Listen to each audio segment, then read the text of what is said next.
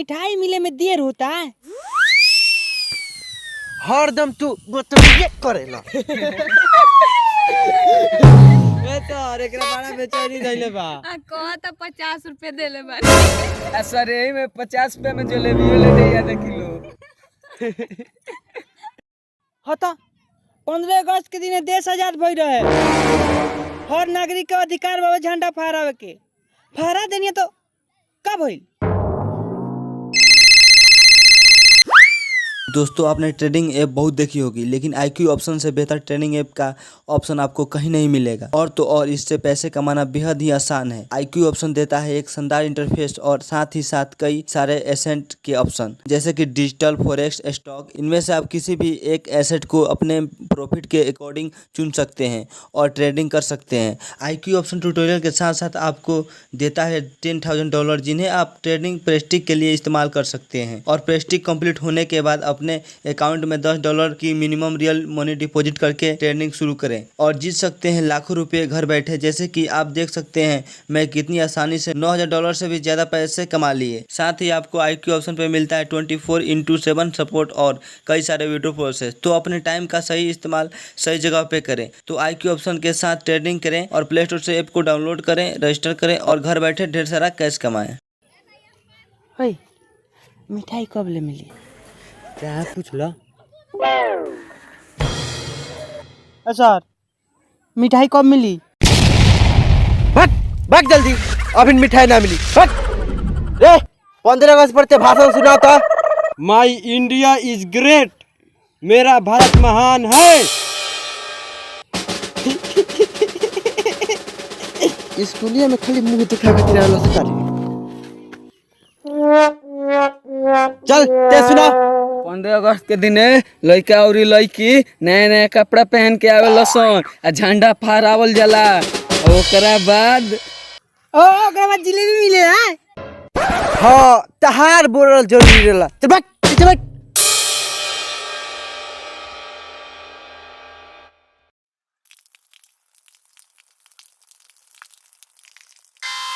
अरे अरे अरे ये का करता इस रे? कुछ ना मुआ में कहा सेंटर फ्रेश हुआ। सेंटर फ्रेश ले बड़ी। हाँ ए सर हाय देखी पूरा मिठाई चुरा खा गइल। कौन है रे? ए सर हाय देखी आधा मिठाई खा गइल। तू डर जाता रुका मिठाई खा गई देख लू हो। उ झूठ बोलती है। हाय मुंह में कच्ची के रस हवे। दे ना मिठाई दे। कहलू अनु चलो नाश्ता में तोरो मिठाई अच्छी न तनी।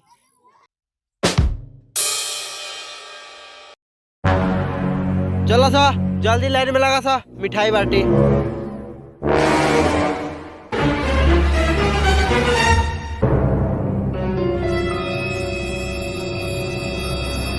ना कर पूरा 50 रुपया दिले बनी। हमें जीटा रख के गोरनिया पेशाब करे। हाँ तो जो अब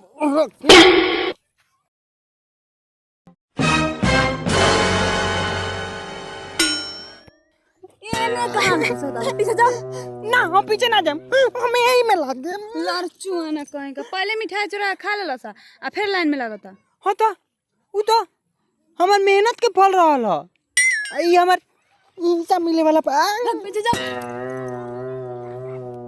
हमें यही में लग हाथ पीछे ना तो घेटिया आइट दे।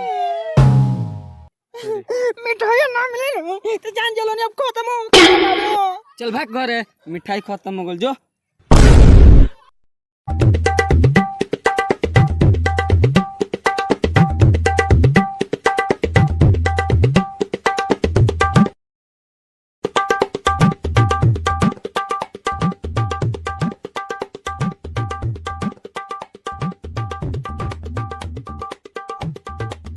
मिठाई ना मिले नु ठीक हो ना हो यार। का ठीक ना हुई रे? जब ले मिठाई ना मिले नु तब ले मैं आई जी आइटम तनी भगा के दिखा दे। चल भाग, खत्म हो गई। का खत्म हो गई? सब के बाटे के बेरा रहल है। हमरा मेरी कहत है कि खत्म हो गई। कोई से हमरा के मिठाई लिया के दो, अन्यथा और 50 रुपया दो। दो हमारे 50 गो रुपया हम अपन कीन के खा लेम तो।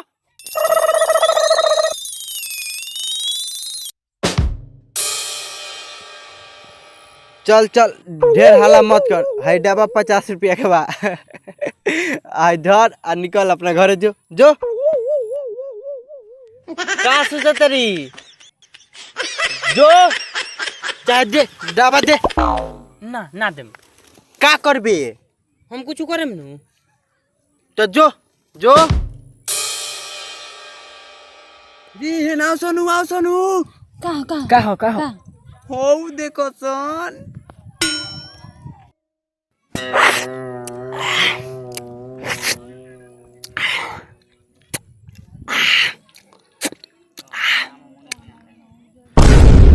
हई देखो सन हई साला बड़ा चाट ना बारे डिबा चाटता।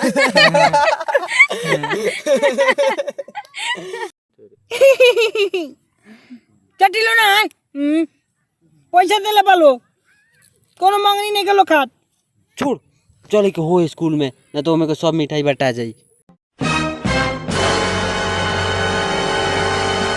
चुपचाप रहियो सन, देखो सन अबे गोली खानी आई। वो आवत रे आवत। लुका दे।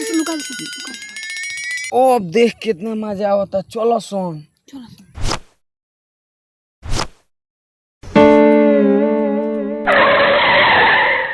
अरे तोर कहाँ घर है रे? कौन स्कूल में पढ़ेली? यही स्कूल में पढ़े। झूठ बोल बे, मिठाई खाए खाते झूठ बोलते रही। चलो ना भागे ना भागे चलो भाग।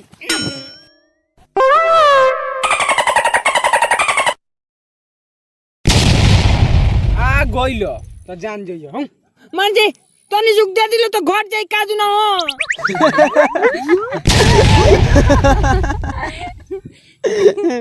चले के हाँ। अपन जिलेबी हो गाछ तो ध के पानी पियल जाई। चले के चल के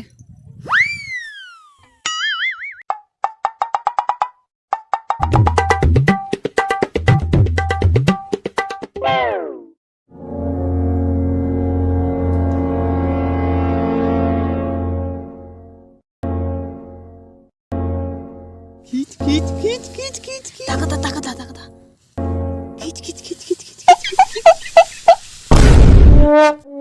ई का करत तारिस रे? बबगा मिठाई के फेर में लागल बा। लोग मिठाई खाला लोका। ए दे ना दे आई।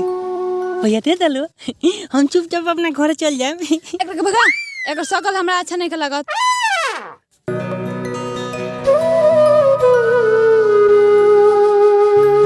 ले हो बहुत बा अभी। अरे हमनियो के कहां को भाई, हां हमनी के खगो निकाल लेब त तब हाथ लगइयो।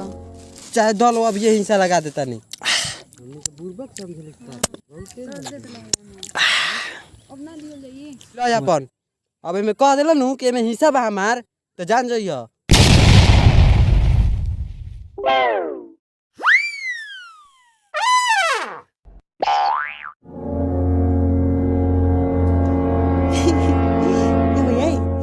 ए भैया हम चार जिलेबी एक बार में गपाक दिखा जाए। ले को। अरे बाबू, अरे माई हमारे जलेबी डालो ना, तो बोल काम करिए वो करे हमारे बाबू। डालो हमारे जलेबी।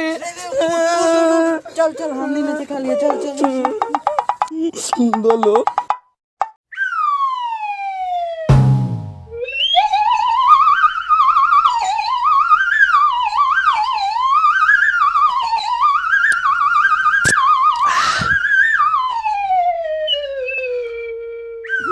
देखो खा ओए ओए ओए का रे? जिलेबिया मीठ नहीं के लागत। भाग जानाती ना तो मार के तर कपार फाड़ देम। मार रही के बता जिलेबिया चला के मारो। आगे चल सुन, एक के अपना संगे ना लिया बोल। हां ना लियो जी। ओए होय नीमन जिलेबी नहीं के।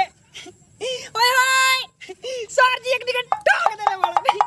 ओए होय आओ तेहू ले आओ। ओए होय नीमन जिलेबी नहीं के।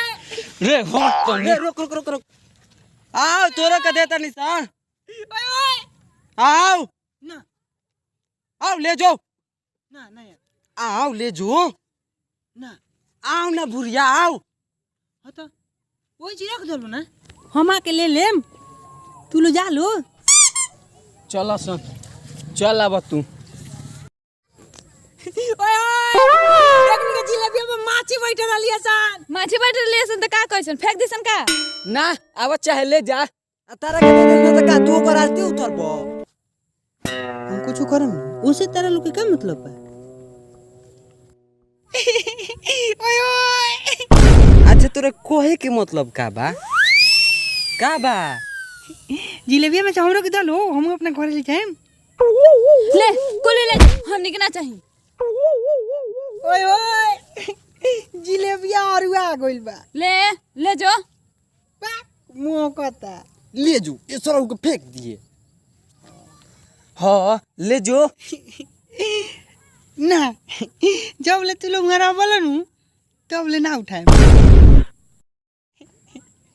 ले जो ना कुछ करम सा ना हम जानत नहीं कि तू लोग एक हाथ में ईटा ले ले बड़ा लो हम यो जानते नहीं नु कि उठा के लेके भागम तो तू लोग मर बोलो हमरा जिलेबी ना चाहिए चल